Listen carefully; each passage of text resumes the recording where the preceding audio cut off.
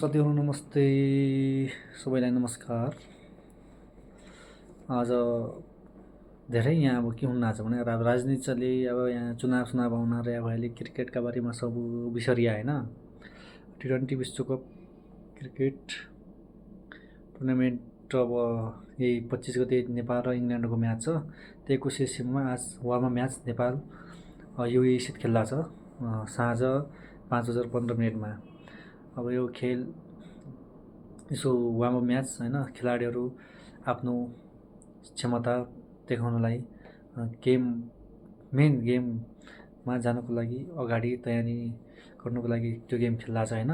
त्यसपछि चाहिँ यो खेल अब आइसिसीको टिभी एपमा र क्रिक 5 मोबाइल एपमा पनि लाइभ हेर्न सकिनेछ भन्नको लागि म यति जानकारी नै आएँ होइन। ल, धन्यवाद।